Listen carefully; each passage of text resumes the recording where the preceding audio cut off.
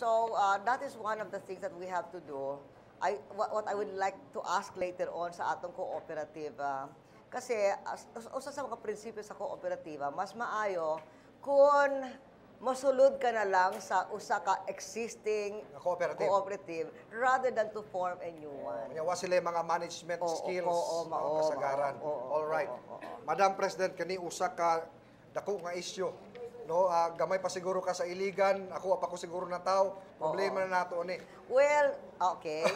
Kini bitaw mo sa Madam President, rebellion in Mindanao, the Moro Rebellion. Now, what is the status right now kini sa peace process, particularly sa MILF? Una, sa gamay pa ako sa iligan, walay problema. So, ako, nakapuyo ako sa labing layo nga barangay sa Iligan City. Paingon sa Lanao del Norte, sa Buruon. O ang akong lola, Pangasinan, na siya sa mga laing-laing mga ig-agaw nga ni Anhi, kauban niya. So, we were lots of Ilocanos. Ang ako mga higala, mga bata mga batanon mga Bisaya.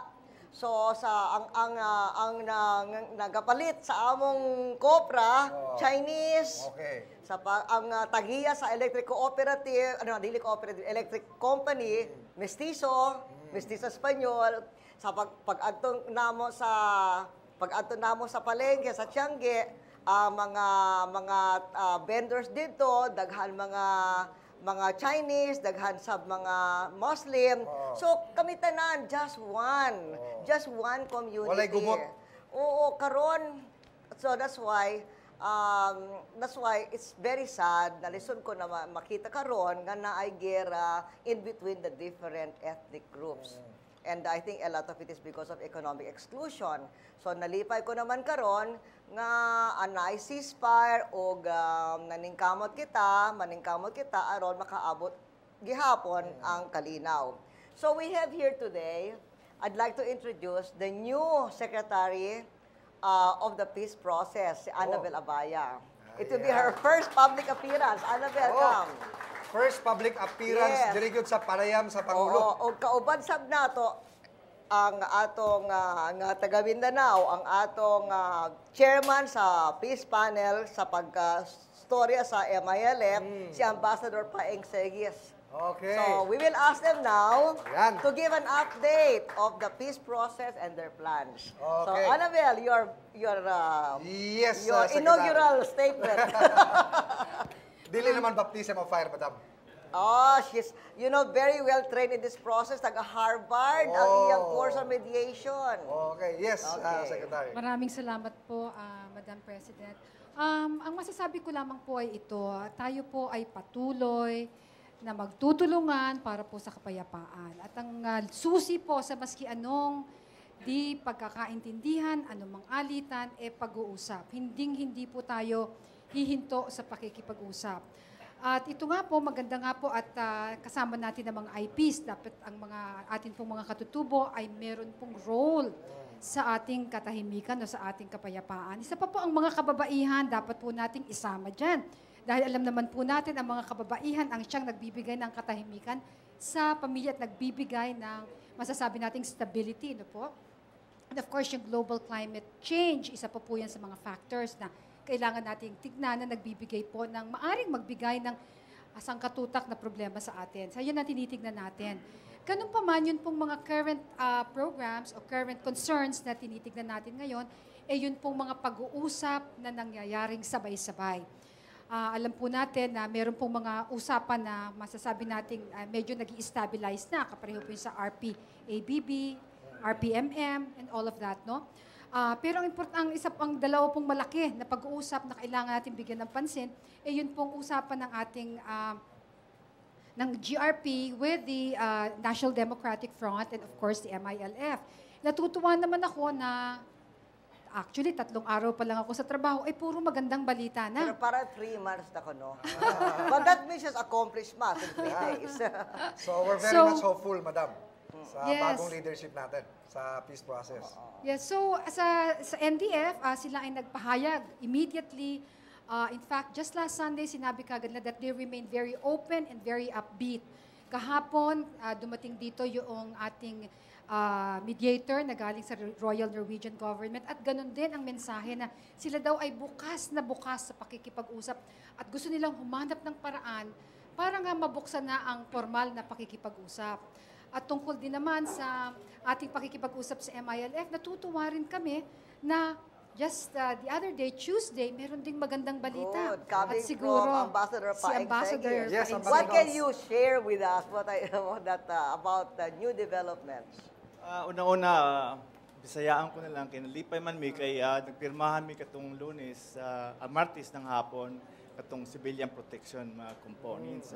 Muna very importante na sa ato mga civilian kay dagdagan mga IDPs tungod nga way nga tayo mga agreement ni ana in accordance with the international humanitarian law.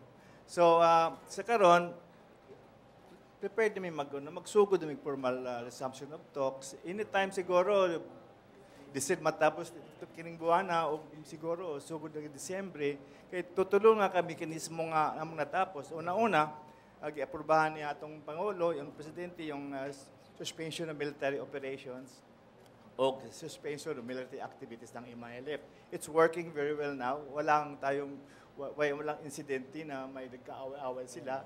Ikaduha katong pag-establish ng international contact group.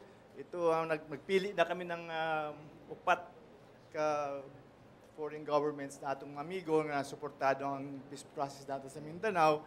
Pero dili pa namo maipa-announce kay wa sila open na makumbidahan ng formal hindi kailangan acceptance. So we have to wait for a while until we receive their formal acceptance. Kining upat may mutabang sa ato sa pag-advise, paghatag og suporta, kung doon ay kami depresya, sila maghusay-husay. With coordination ng ating facilitator ang Malaysia. Ikatulo kining civilian protection components. Sa uban nga wa pa makasabot din sa atong bagong na IMT, anong plano, tutulo ka components. Una-una, security and ceasefire monitoring. Ikaduha, atong development assistance, humanitarian assistance. Ikatulo, yung civilian protection component. So, prepared na kami tanan iting tutulo ka components, maghimo na mig terms of reference sa bagong IMT. Okay. Mao na bagong IMT. Kaya itong former IMT, naglapse man itong ating agreement. Kaya nag-withdraw mga Malaysia. So, doon namin bago IMT karon. So, ready na mi, ma'am. Okay. Madam President, siguro yung sekreto nga medyo wala kay mga wrinkles. May sakit sa ulo. Prayers. Okay. Madam President, kayong salamat sa imong oras sa talagsaon kining higayon. Kabalo ko nga busy kay moderetso ka pa sa Senior University. Mensahe nimo, Madam President, alang sa katawhan sa Mindanao ug iyon man sa tibuok kapubudan. Ato mga kaigsunan diri sa Mindanao, labi na diri sa Mindanao kinahanglan makauban ang kalinaw ug ang kauswagan. Og importante gyud nga naay oportunidad ang mga laing-laing mga kultura diri aron tanan-tanan makauban sa mga bunga sa atong development. Kini kay tungod kay ang economic exclusion diri sa Mindanao sa atong istorya, dito nagikan ang mga giyera sa pila ka dekada na. So, ipadayon nato ang atong mga programa sa giyera kontra sa pagkakabus sa atong anti-poverty programs. Kasama na diri ang atong ancestral domain reform na karon ang iyang anibersaryo. So, unta ipadayon nato ang ating mga programa kontra sa mga pagkakabus o ipadayon nato ang atong pagkauban alang sa kauswagan o sa kalinaw sa Mindanao. Daghang salamat, salamat. Madam President. Thank you. Salamat kaayo.